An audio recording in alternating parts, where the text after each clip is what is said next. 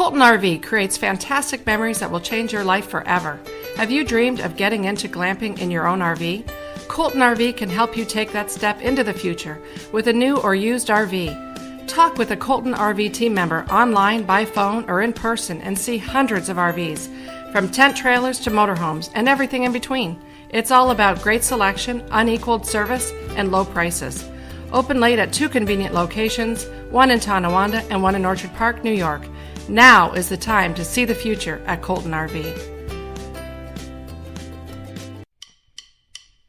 Want to take your camping to the next level? Then why not try glamping? Welcome to RV Glamping Adventures, where you can have a little glamour with your travel adventures. Please join your hosts, Neil and Kathy, as they share RV glamping information, RV park reviews, product recommendations, and so much more. Here's Neil and Kathy. Hi everybody, welcome to another episode of RV Glamping Adventures with Neil and Kathy. I'm Neil. And I'm Kathy. And I got to start by apologizing to you guys. It has taken us a little bit to get this episode done. We've had, we're not full-timers. Well, we've been busy. So we've been really busy. We've been really busy. We've had a couple house projects going on that we're trying to get finished before we're going to pick up the new fifth wheel and truck in about a week and a half. Can't wait. So, and a bit of a countdown for that. But we got started on a shower that was going to take a weekend project for us over Labor Day. And we gutted it, and we're going to get it done by Monday of Labor Day. And how long ago was that now? Well, that's a couple of weeks ago. But I've been saying, Kathy, I'm a doctor, not a plumber, tile layer, but carpenter, we've done it all. contract. We figure, when you've owned a house long enough like we have, you do figure out these projects. Actually, I am a very lucky guy. I can go ahead and I'll do the work. I have no problem doing the work, but thinking things out is really hard. And so Kathy somehow has it inside. You are an educated man. I think so, but Kathy somehow has this ability. I'm pretty sure in another lifetime I was some sort of contractor or something like that, because I don't know why. I just will say, oh, you got to do this, and this. She walks in, she's like, I you should channel do this. my past lives to get projects crazy. done. Yeah, it's crazy. So we've just about finished the shower. We do have to take care of our house too, the one that we live in full time. That's true. So that we can go off and do the fun things that we do. So again, I apologize that it took us. We're so a bit. sorry. We finally are actually sitting down for the first time this weekend to get this done. So we've been working on this in our minds, though, what we wanted to talk about today.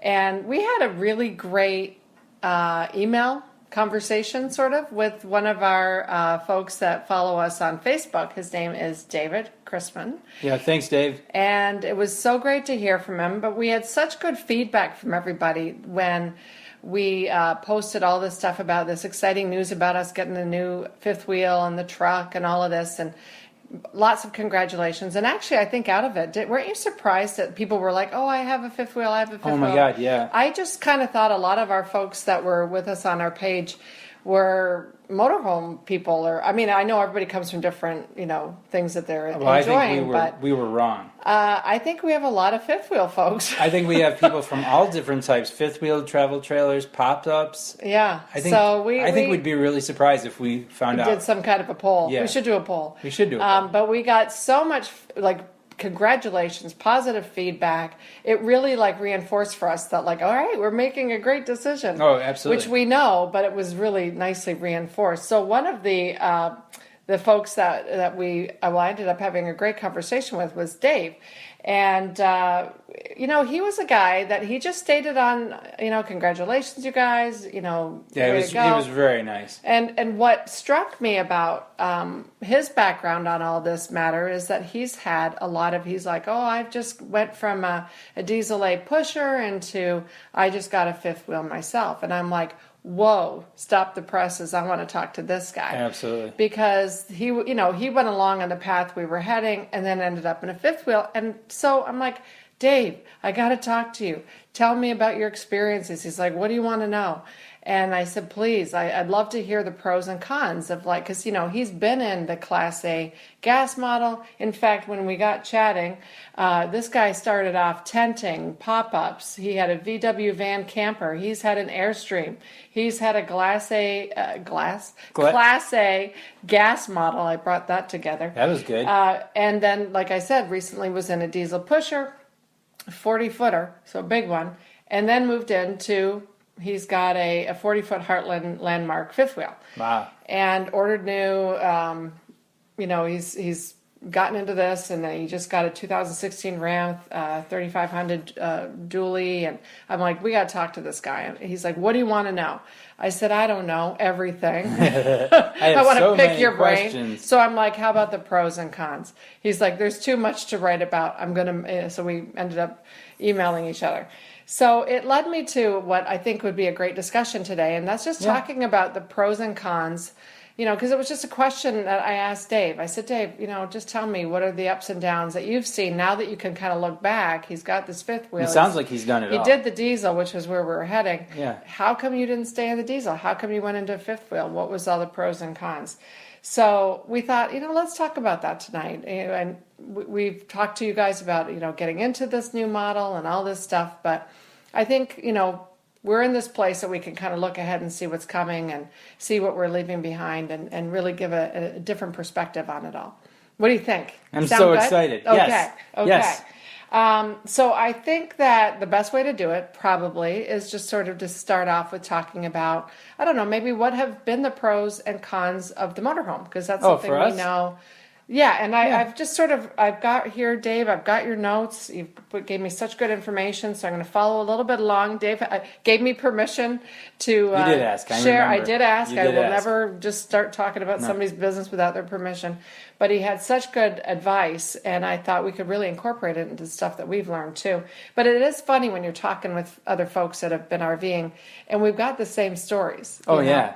And you kind of can laugh going, oh, yeah, been there, done that. I mean, how many people have you talked to who have the same issue at the gas pump or, going under like the bridges or something like that? Yeah. We all have the same kind of things. We've all had the scary moments, the funny moments, the stupid moments, whatever. The things that we've hopefully learned and walked away from safely. So I guess a good way to start, though, let's just talk about the pros of what the motorhome, because this is going to help some people decide. Because to me, it seems like, when you're looking at a bigger RV, you're typically looking at a Class A, either gas or diesel, or a fifth wheel, because you're looking to probably full-time more or be in it more. It just seems to be those are the two, people don't know which direction to go in, right?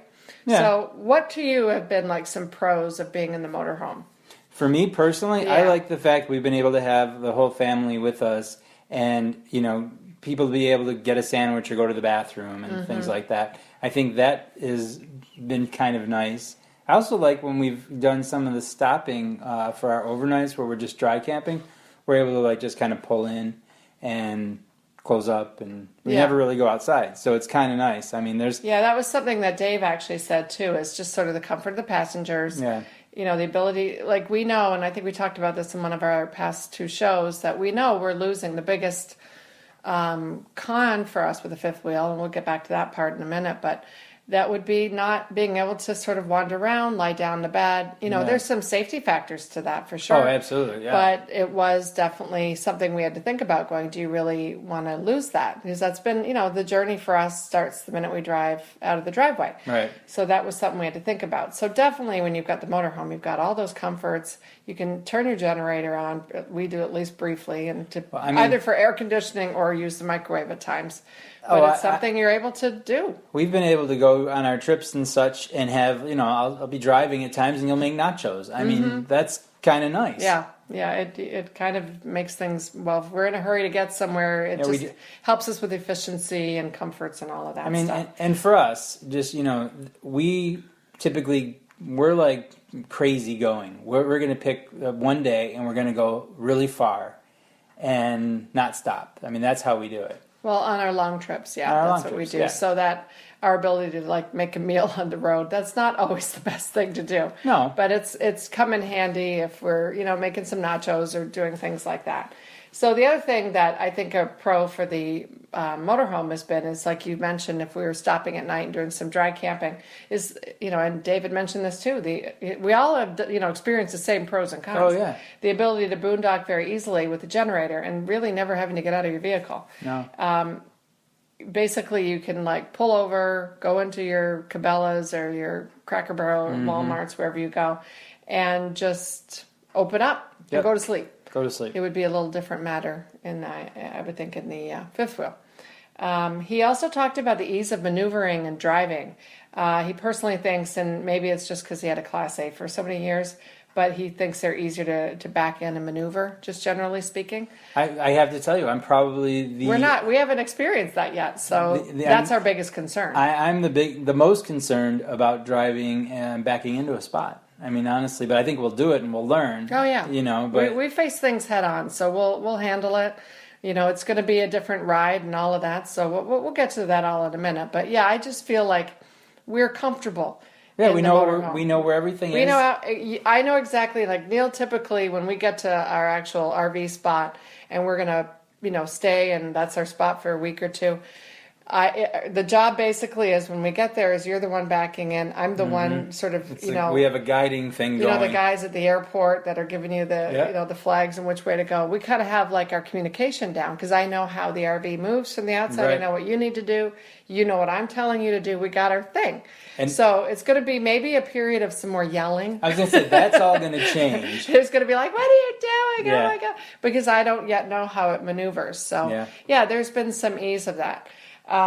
So definitely another, I think, pro to having the motorhome is, I think this is more for diesel models. David brought this up. If you have a diesel Class A, you can easily fill up at any truck stop going through the truck lanes. Right. Which I think is going to add to a pro on the fifth wheel having a diesel truck. True. Because we've all had these stories of... but we've always had a gas Class A. So we've had... mostly it's been fine. Like mostly we can... If you're... we drive main thoroughways. Yeah. So you get to a gas station on your way on a vacation or whatever. And, I mean, we try to avoid at all costs, any kind of gas station that isn't some sort of truck stop or off a throughway. Like you guys know, you deal with this. I mean, you get off and you can't go to any regular gas station with a 38 to 40 foot. No, we've been doing more flying J's and such. Yeah, we've got the Flying J's app, but they don't always have the RV lanes. No. And they don't always have Flying J's around, too. And so when you sometimes pull off, like when we were going through Massachusetts, we would pull off to go get gas, and they're very small spots along, at least where we were. I forget the highway. Do you remember? Yeah, it was the 90 and the 495. Right. So we'd pull off to get gas, and then the truck lanes are for diesel only. Correct. That we could see. So that didn't help us. We had the gas model. And easily accessible, though. Yes, but not for the gas model No. or the gas station one. Like for cars, they're certainly not made for RVs. So there were some we had to keep driving by. And, they were about every 40, 50 miles. Like, you got to make sure you got enough gas to get you down the road. So it was a little hairy there for a minute. And when you say not made for RVs, when you're in New York and you're on the thruway, you just pull in. It's like a straight pull through. Yeah. And you can there's nothing in front of you. The way that they did in Massachusetts, they had them kind of angled at like a 45. Nothing against Massachusetts. Not at all. But it was at a 45-degree angle. And we couldn't... We would have blocked everybody. There was the way it was just set up. And again, you guys have probably been in these situations. Like, if we would have pulled in and pulled all the way through, we blocked all the cars trying to get off. I mean, we would have had people, And it takes us a good 15 minutes to fill up with gas. And with our car, we're 45 feet long. Yeah. We're blocking everything. And then I don't think we can maneuver out of it. So it just did not work for us. Right. So, I get anything else you could think of for the pros of the RV, the motorhome? I think that was about it. As far as we could think of differences. The cons. Now, to me, we just sort of talked a little bit about it with the filling up of gas. Right, yeah. So a con to having the motorhome, if it's not a diesel model, is sometimes, I know, we want to combine. Wow. We were working with glass tile. We did. We were in the shower. I'm very proud of us. We did a good job. So that would definitely be my first con is always trying to plan. I don't know if you guys remember a few shows ago when we were coming back from Florida going up through D.C. and we were on fumes because we could not find a gas station to accommodate us. No, that was tough. And I'm sure people have been in that spot. It's scary. It's not something you want to, especially that was at 10 o'clock at night, and it's not a position you want to be in. So definitely a con for us having the gas model motorhome. Correct. Is we can't use the truck lanes for just diesel. And it is not any time that I can think of there's been truck lanes, not many, that have had also gas as a choice. No. It's It's always diesel. It's almost always diesel. Yeah, that's something that's been kind of a we've bummer. never found one. And I think it's as we've gotten into some different vacationing and gone to new places, we've done things a little bit more off the beaten path that those gas stations don't exist. No. And not every Flying J's has an RV situation. Pilot doesn't. No, we've pulled into a couple Flying J's and Pilots that are very nice, clean, the whole good stuff, but not easy to get into and not easy to get out of. So that's been a big headache for us. I would say this season has been the whole filling up of gas. Like, I can't think of a year that's been a problem as much as this year. Maybe it was our little push from the universe to start looking at other things. You need to get a diesel. Yeah. Another con is that you can kind of sacrifice that sort of home feel. You do, yeah. David mentioned this in his email to me. As much as I do love, I always say this to you on our trips when we're sitting there having coffee in the morning, it's still, I love the RV, the motorhome, but you're in a vehicle. Right. And you know it. Right. You still see the steering wheels there. Yeah, the chairs are turned around, Yeah. the steering wheel's there, and this isn't like life or death. No. But there's a lot of, I always think of it, there's so much usable space there that is wasted space to us with typically we have a few kids along with us. So you do lose that sort of homey feel. Yeah, there's in no the separation RV. of There's no separation from the no driving. living space. Yeah, as much as you turn the chairs around and maybe cover it up, or I always feel like I'm still in the big truck. Yeah.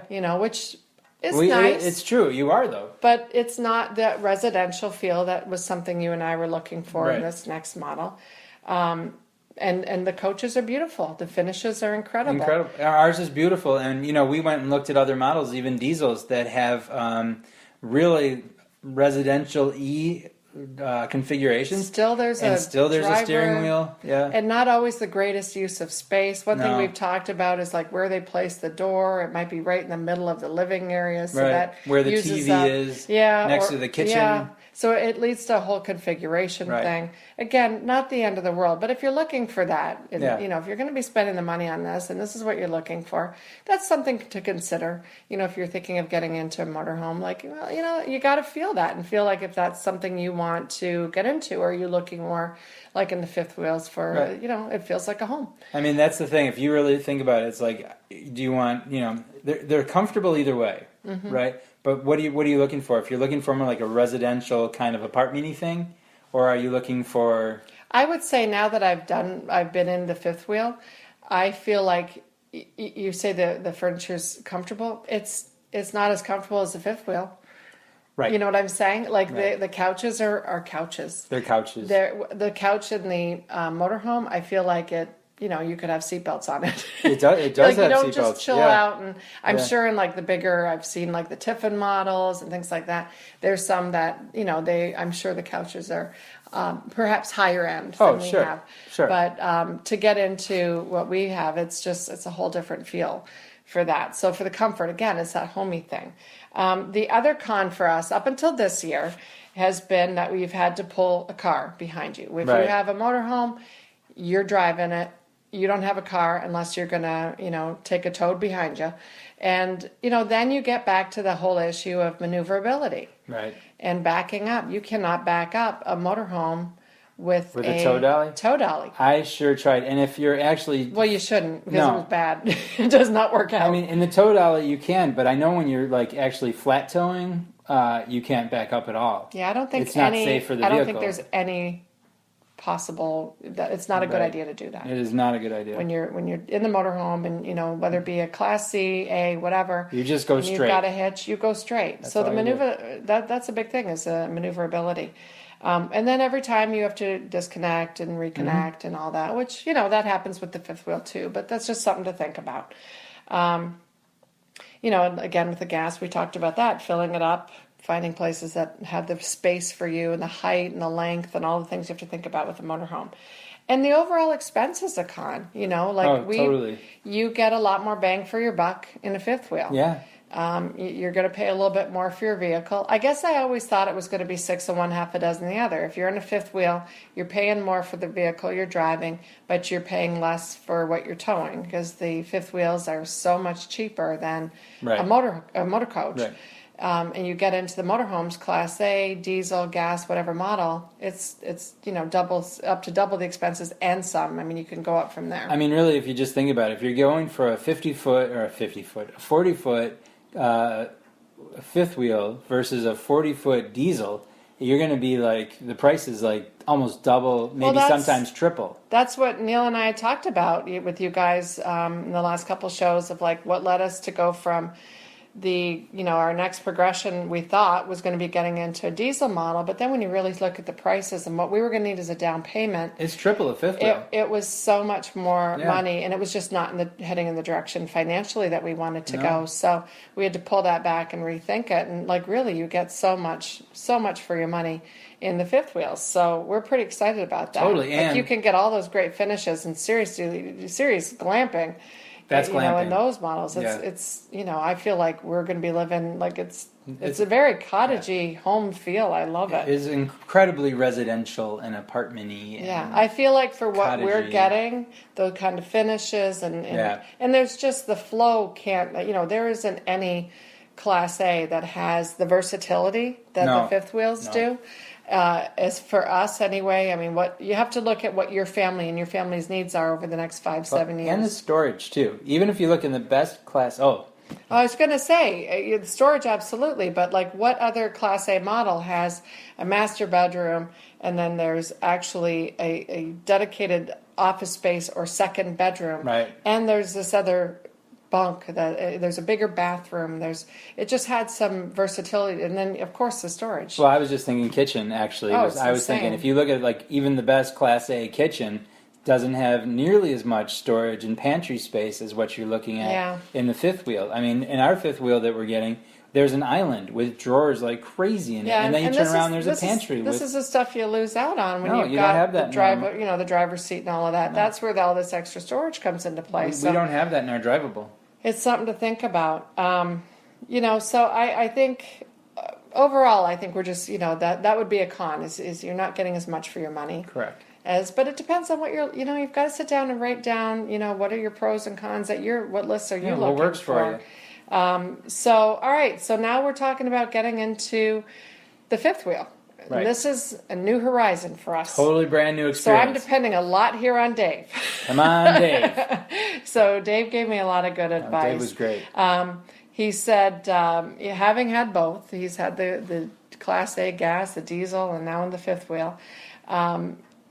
He basically feels like the gas thing for him was a big thing. And I had some chuckles over that because he had the same stories we did. They've dealt with it. It's just good. Like we need support groups for RVers to go, oh my gosh, you've done this too. Because sometimes you feel like, am I the only one? But they've been in the same boat as us. There's so many things that I think if we really found out and actually had a chance to talk to other RVers, all the experiences everybody's had. At some point, something that we've had the same one. So, okay, getting into the fifth wheel. So some of the pros. We've talked a little bit about with comparing the two. So the pros definitely we talked about more storage and versatility in the layout. There's a big difference. And there's all different sizes, much like in the Class A's, there's lengths and all that, and slide outs, and you can get into all whatever. I mean, Class A's go from like 28, I think, to 45. Yeah. So much like the like a fifth wheel. The Class A and fifth wheels has similar in size that way. It's just different use of space inside. So again, the storage and the versatility, less costly. We talked about that. Big difference. Much more of a home feel. Yes. In all aspects, for sure. But there's many of the nice, we looked into, you want to talk about the leveling system. A lot of people that I was talking to on Facebook were just sort of mentioning, that you're going to lose out on some of those things that we've been used to as far as just pressing a button and it's level. Yeah. You want to talk about that in our fifth wheel? Well, the fifth wheel we've got, the Grand Design Solitude, has a 6-point leveling system. So there is 6 jacks that come down. So I think it's changed a lot, at least on this fifth wheel, compared to others where maybe you had 2 jacks and you still had to chock the wheels and maybe get a like a pyramid. What are they called? Like a tripod pyramid. I don't know where that came up with that. Where you get a tripod and to help with the sway. And in this one, it's basically got like the similar leveler that we have in our motorhome. You press a button, you press auto, and it auto levels the 6 jacks come down. And I think it really gives it a very stable, grounded feeling. Yeah, that was something I think we were both kind of worried about because, well, I mean, it happens in the motorhome too, that we'll be parked somewhere and, you know, we set the jacks down, everything's fine. And after a couple of days, there's always some settling. So you've got to bring a level with you, and you've got to play with that a little bit. So we're like used to that. Oh yeah. But I didn't know that they had that in the fifth wheels. You know, I didn't know there would be 6 of them. It's not been my world, Yeah. and we were wondering, especially with up to 6 people in there, are you going to feel that sway again? Like we did have that when we had the Winnebago, the Class C. Oh, the Class C definitely had it. We were on blocks and been there, done that. Yeah. So I'm like, I don't want to go backwards with that. No. So I didn't know that was, I love just pressing buttons now. I think just making things happen, the best. And just magically. I know that I've read some things that said that you have to, if you're going to stay someplace for any long time, every 2 to 3 weeks, you should just auto level anyways again. I think, we have this nice little leveler that somebody gave us that we'll just set one way, set the other. Okay, we're good. We're good. But your body knows. Like you get that, we call it the funhouse effect. So, and suddenly doors are closing when they shouldn't be. Like you just know. And typically I feel it when even lying in bed. You almost feel like it can only be an inch or two. And I feel like I'm sleeping on my head. It's like Princess and the Pea for me. I'm just She's very sensitive. I need to be level. Very sensitive. So definitely, I was happy to know that. I don't know if this is a newer model thing. I'm just learning. No, I don't know if it's. But I think I'm happy. It's 41 feet, and so if it's got 6 levelers, it should not sway. We should be okay. We're going to find out. We'll find out. A couple of weeks, we have our first trip. Yep. And the other thing Dave mentioned, I thought was a great point, is your tow vehicle is your transportation. Yeah. So here we just bought this year. Finally we broke down and bought this tow dolly. Yeah. And by the way, if anybody wants it, we're looking to sell it for a great price. But that's always been... You can email us at rvglampingadventures@gmail.com. So that's always been our issue. We haven't ever brought a tow. I don't know why we didn't do it. We just didn't want to have more to drag behind. So we always would find campgrounds that had transportation, public, trolleys, whatever. I mean, honestly, for 8 years or so, it's been fine. We've been fine. I think we would have. I mean, we had a great summer having a car with us on this trip. Huge improvement in travel. Again, you can make that happen with a motorhome. But, for those that are thinking what they want to jump into, I mean, if you've already got the pickup truck that you're looking to bring either a travel trailer or fifth wheel with you, you just saved a lot of money. Yep. Tons of money. Because that's your vehicle to get around in. And we think about, there's times that we've even leased a car when we were down the beach one time, and we had a pickup we asked for like a sedan or something. Yeah. And they didn't have that, and we got a pickup truck. And we drove around in that all week. We're like, this is so great. That was and we awesome. go down the beach with it, load stuff in the back, so we didn't mess up the car. We're like, this is great. We got to get one of these. So I feel like we've had like foreshadowing things. When you look back over the past year or two, like we should have seen the signs like, okay, this must be where we're going. Well, I'm excited just to be driving a big Ford 350. Yeah. No, Ford F350. Ford F350, yeah. So that's a cool thing. We're going to be able to that's going to be our vehicle. So the other thing is the tow vehicles are generally less expensive to maintain than a motorhome. So for us, a huge thing, number one, I think, in moving into the fifth wheel was more room, more storage, more space, more residential, a little bit more glam for the buck. It's going to be glamping. But it was also, number two, much like last year when we moved out of our house into this condo that we love, it was about simplifying and bringing costs down so we could travel more. We're on a path of being able to free up some money so we could travel more. This is in that realm too, because we just have been able to bring down the cost of, basically what we're getting into. We're saving a couple $100 a month because we're going to be paying less in insurance. Like sometimes when you get into, much like when we moved into the condo, we started saving money on the gas and the electric bill. When you downsize and right size, I call it, the other bills can come down. Yeah. And this is what's happening for us in the fifth wheel too. So it's making a lot of sense financially for us. So I think it's worth you thinking about, what do you want to drive, and what do you want to pay for it.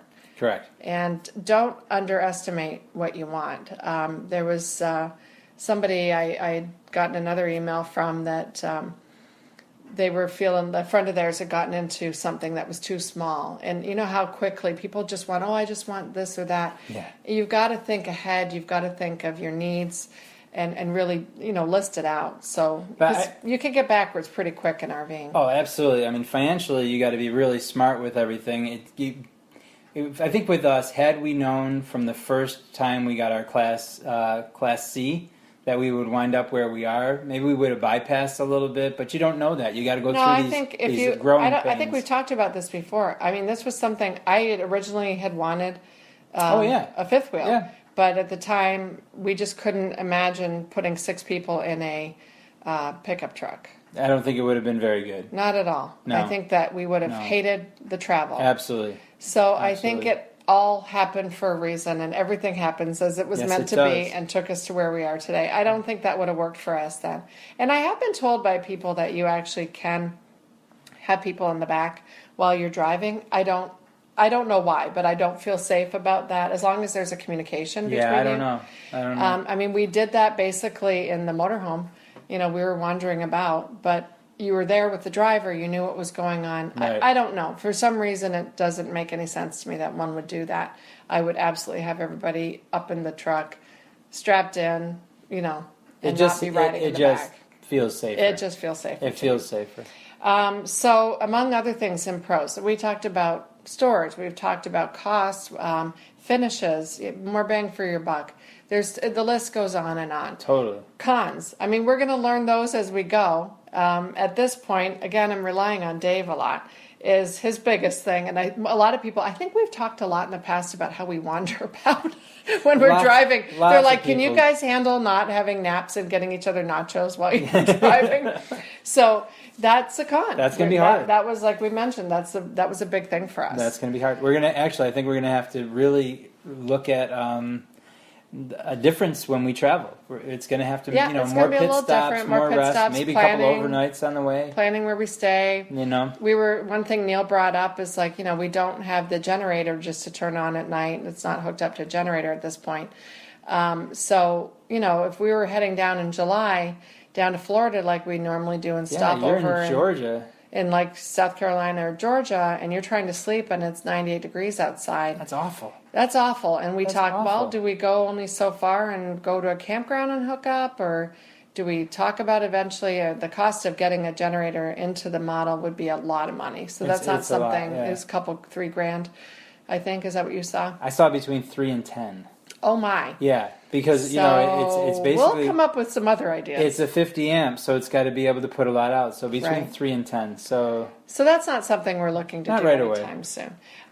David also mentioned in his email to me how there's just one of the cons for fifth wheels. There's steeper learning curve on how to maneuver, like we talked about, and basically, he gave a funny story. He goes, I have a friend who has had a fifth wheel for 20 years and camps extensively.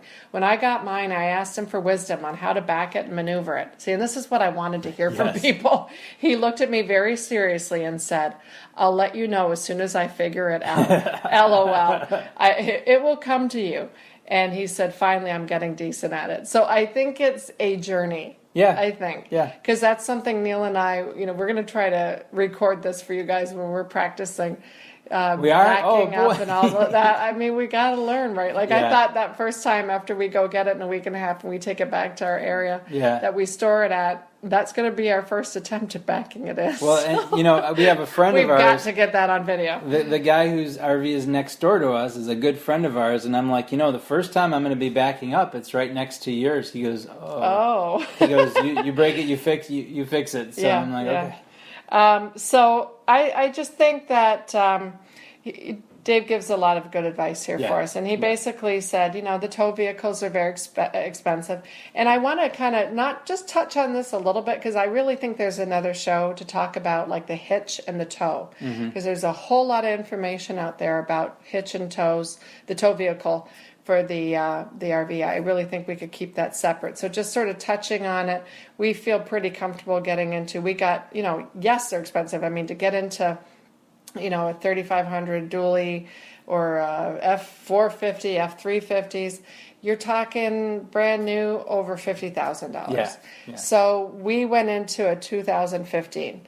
Neil always is a little nervous about going with a bit of an older model. I think I've said this. But I got to tell you, we got it for in the low 30s. And so I think of it. High 30s. Well, so what? We saved $20,000. Yes, we did. Cha-ching. Yeah, Okay. yeah. So I just feel like that's something you got to look at. And same with when you're looking at motorhomes. And we've done used before, and unfortunately we got a lemon. Yeah. So you can't let that put a bad taste in your mouth for everything. So I think we've made a wise financial decision with the tow vehicle.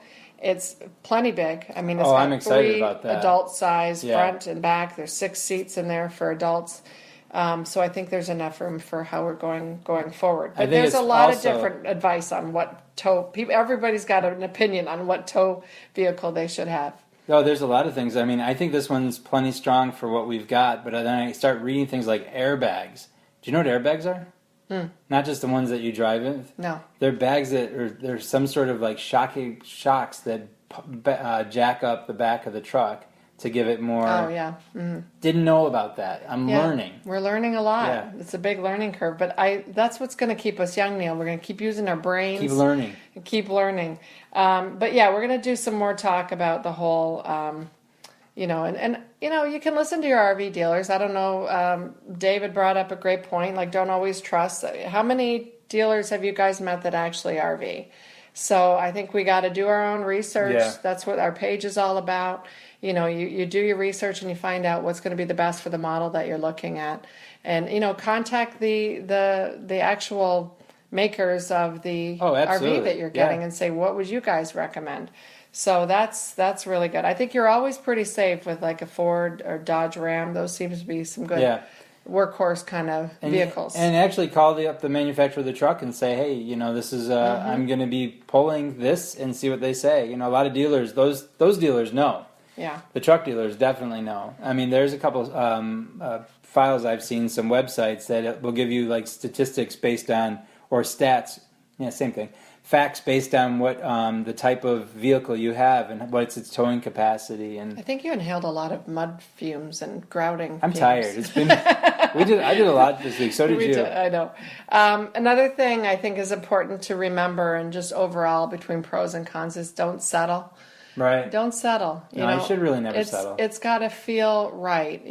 There may be some compromises involved, but my whole thing is I got to sleep on it and see how I feel the next day, and if it still feels right, I'm good to go. Absolutely. But don't settle. Make sure you're checking off all the boxes. We had a whole list, and it checked off pretty much every single box that we're getting into. I mean, don't settle with anything in life. If it doesn't feel right, you shouldn't do it. Yeah.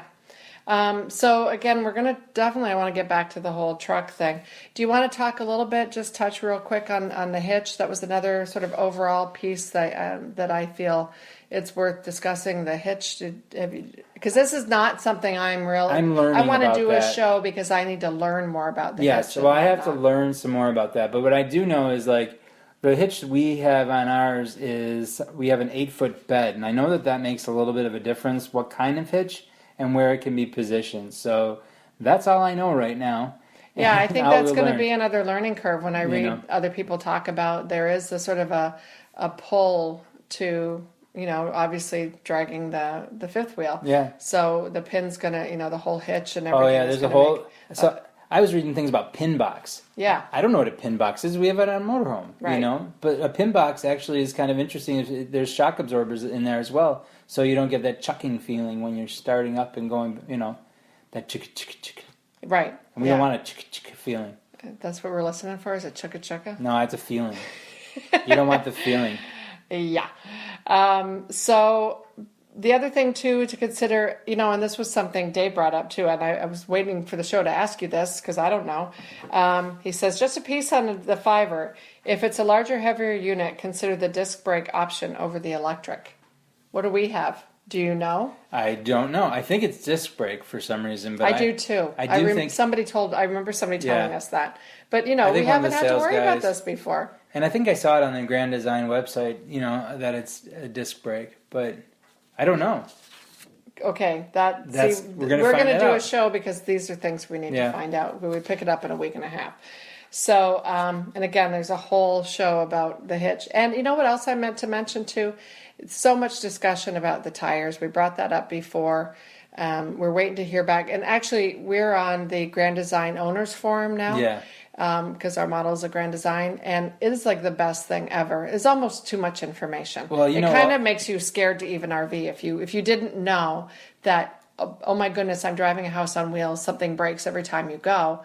It would completely freak someone out. I look at it every day. It's so much information, and it is a ton. But this is what I liked about it too. There's been people on the forum that have had, they're out camping, they're out doing something, I can't find the switch for blank, or this is happening, can somebody help me? And there's a bunch of guys, and they're all really nice guys and ladies, and they go out there and they just tell people, look at this, we've had this problem, take a look. It's pretty cool. You can learn a lot, and I think as overwhelming as it could seem, I've learned a ton from that. I know, yeah. And there was I appreciate being on it. There was a great question on there. Somebody had asked something about a tire, and there was a whole litany of stuff. So I would really like to, for another show now, we're going to compile information about the hitch, the tow vehicle. Yeah, we'll get into that. And the tires. That's our learning curve, plus driving it. But that's going to be hands-on. But those are some things that we need to be ready for in the next week. And so I'm thinking we'll do that for our next show. That's a good idea. Really get into that. So I don't know. Are you ready to get into this in a week and a half? I'm excited. Actually, I'm really excited. I think it's going to be kind of a lot of fun. It's going to be totally different. But that...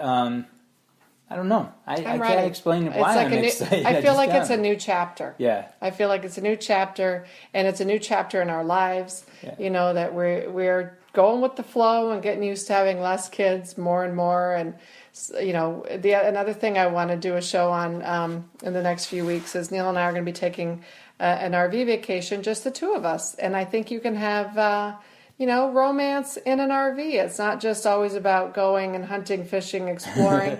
But it can be, there's date nights that can happen. And I think I'm really looking forward to that. And That'll it's just be nice another, for us to me, I thought that would be another aspect of, looking at, how you can utilize your RV and to get out there and reconnect as a couple and important stuff. And do some fun stuff. We'll be celebrating an anniversary, and so just he and I are going to be going out and having just a really nice weekend. So, I get to go with my best friend. That's right, and I get to go with mine too. And hopefully we won't break anything on our new RV. No. It's going to be the maiden voyage. Hopefully it won't be a lot of yelling at each other. So you guys know that we're always looking. Oh yeah, there'll be some. Yeah. You guys know that we're always looking for questions or any advice you have, especially getting into this new chapter that we're heading into. Neil, how do they get a hold of us? We'd love to hear from you. You can email us at rvglampingadventures@gmail.com. You can also check out Kathy's great blogs at www.rvglampingadventures.com. You can find us on Facebook at RV Glamping Adventures. You can find us on Twitter at RV Glampers. We're on Instagram and YouTube at RV Glamping Adventures. Thanks for listening, guys. Have a great week.